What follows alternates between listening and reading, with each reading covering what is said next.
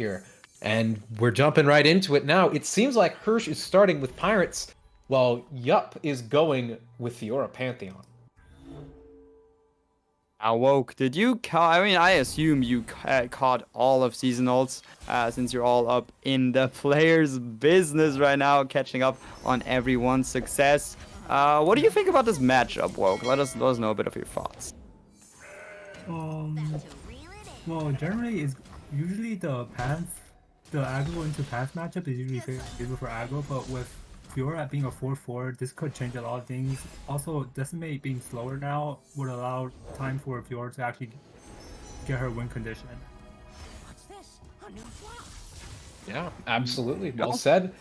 There are still 3 Decimates in this deck. I know that's been thrown out of Anti-Jin at the very least, but aggro for Pirates still going to be running 3 copies of that, so definitely a card that will still be coming into play here.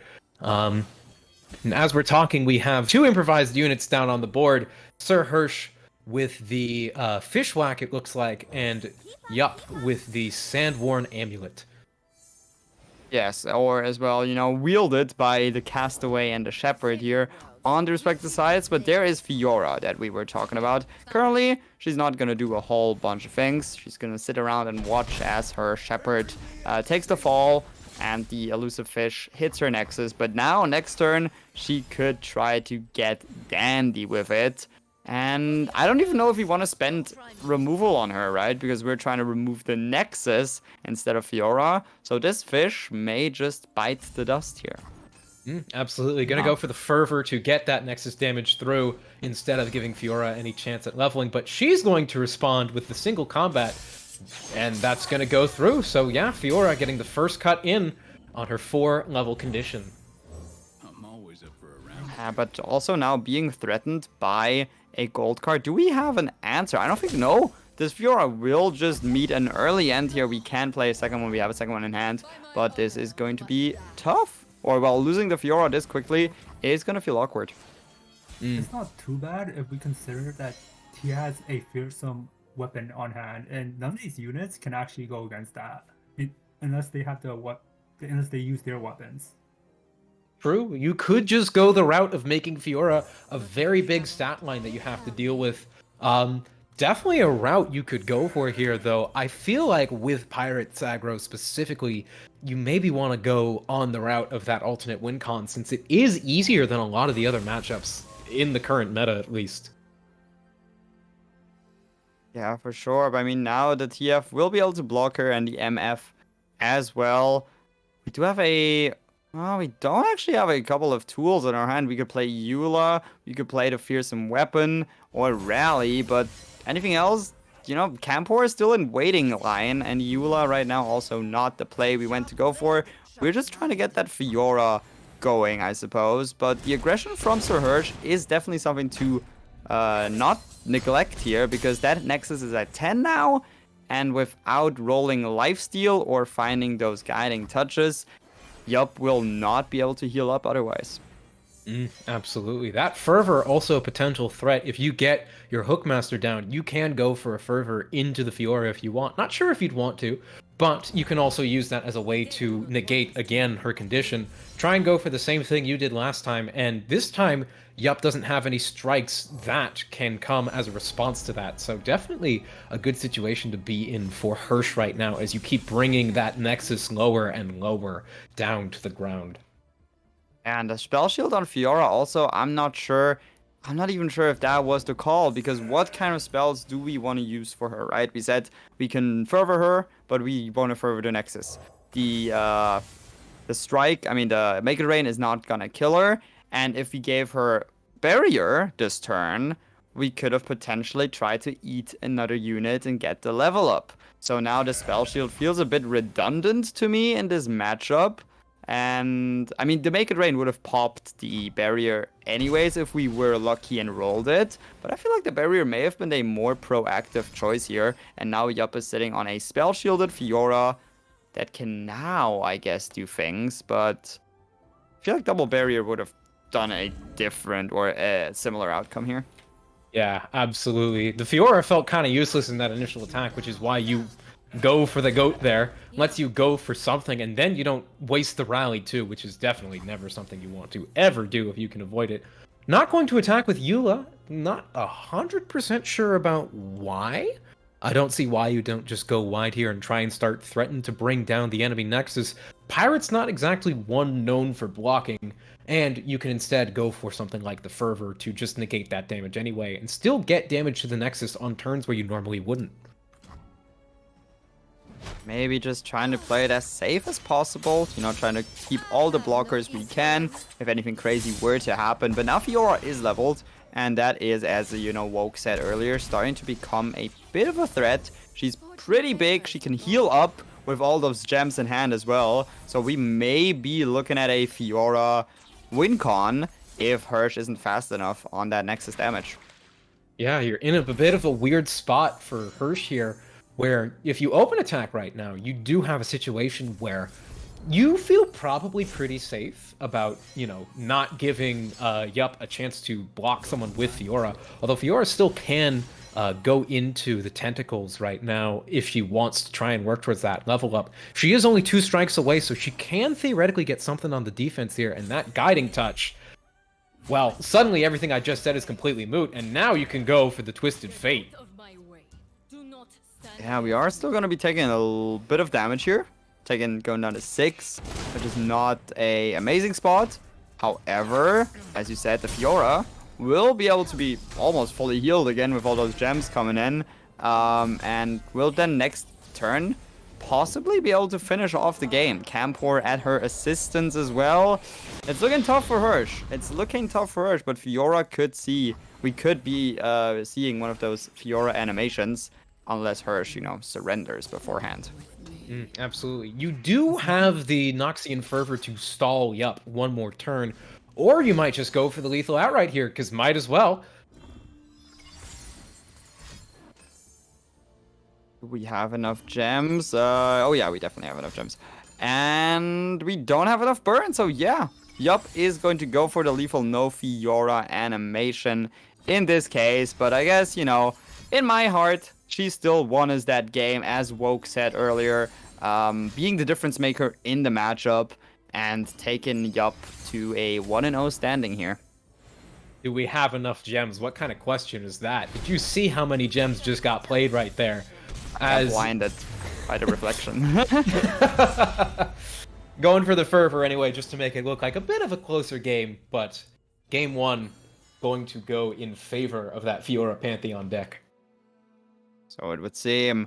Now we will have to look what's on the table for the rest here. We saw Pirate Aggro take an L, but I wonder what deck did go through here for YUP through the ban phase, because we have Akshan Lee as a possibility.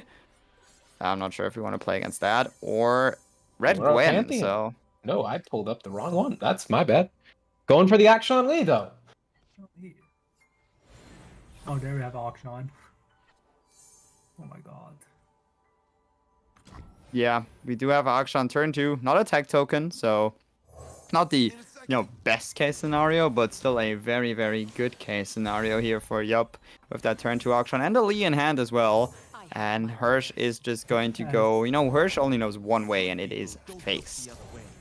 Triple 1 block. Yeah, that's a good start. But wow, we are even going for that momentous choice, trying to tank 1/1 drop.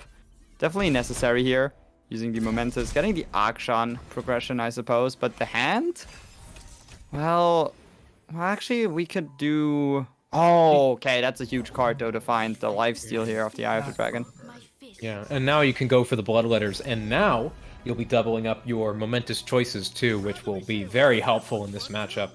The faster you get Akshan and Lee leveled, and especially that second Akshan landmark ticked down, the faster you are looking to win the game. And in this current situation against Hersh, who's threatening all that damage as an aggro deck, very, very nice to be able to have that option.